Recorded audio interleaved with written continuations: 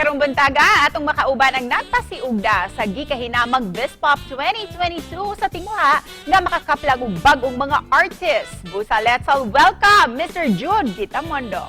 Mayong buntag, maupay nga aga Sir Jude. Buntag, Cecil. Thank you for inviting me again. It's our pleasure to have you sa programa. Sir, paki-greet sa tanan natong mga kapuso and especially ang mga Bispop fans. Mga maing buntag, mga kapuso, daghang salamat sa pag-suporta ninyo sa Bispop. Sir Jude, thank you so much for being with us. We're all very excited sa imuhang good news nga ipaambit ka namo this morning. Kabahin kini sa pag-discover sa mga bag-ong Bisaya nga mga singers pinaagi sa Bispop. Can you share this to us? Actually, ang Bispop dugay na nagsugod since 2013 ta. So, the co-op that I'm part of, that's the organizer of Bispop called Artist Co Multi-Purpose Cooperative, nag-decide me to stage finally ang kaning gitawag nga Bispop X, which is in celebration of 10 years of Bispop music. And last June 11 lang, na-announce na gayud ang mga semi-finalists nato para sa Bispop X. Unsay sagad nakapa-stand out sa ilahang mga entries, Sir Jude, among the hundreds of entries nga mi-submit?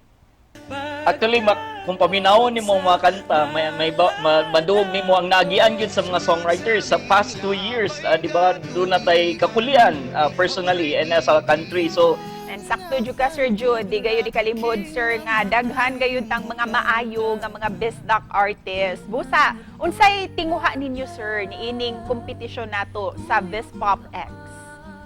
we have actually really big plans for Bispop now that it's back. Hopefully, Bispop X will be the start of greater things for Bispop music. Hopefully, by August, doon na tayo finals night, which we will be celebrating ang kaning 6 finalist songs nato na mapili by then. And then hopefully, pag January, we will have one big event that would unify all of the Bisaya artists all over the country and all over the world. And sir, ang Bispop contest na ilagayod ang mga pinaagi niini na ilagayod ang mga Bisaya na mga local artists, sama nila ni Jackie Chan, Jewel Villaflores, si Kurt ug uban pa.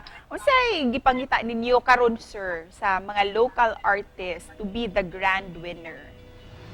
Karon, it really depends on the judges, no? Pero ako personal gipangita is a song that would really push ang ato ang creativity sa ato ang mga Bisaya music lovers and nang hinaot sad ko na mapadayon ang kaning level of quality sa atong mga kanta. Busa Sir Jude, sa pay-angay namong atangan sa umaabot nga Bispop X, ilabi na karong July 1.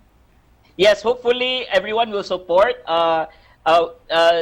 Sa umaagi na week, we already released our first batch of semi-finalists, and that will happen weekly from here on out until the end of July. And pag July 1, we will be announcing our top 6 finalists na yun, and those are the songs that we will produce, hopefully. And then pag August 28, that will be our finals night. So you can visit our Facebook page, that's facebook.com/visayanpop, and dito nato madug ang mga performance video sa ato ang mga semi-finalists. And lastly Sir Jude, unsayang mensahe nimo para sa tanang mga Bisaya natong mga kapuso, especially sa pag-support sa ato ang kaugalingong musika? Since 10 years sa mga Bispop, no, so first and foremost ako na message is probably to thank everyone for the support all these years, and dili gini nato ma-achieve ang tanan kung wala ang suporta sa atong tigpaminaw, ang mga fans, ang mga kapwa nato Bisaya. And God bless and Godspeed sir sa umaabot nga Bispop X. Daghang salamat Sir Jude. Salamat kayo for inviting me.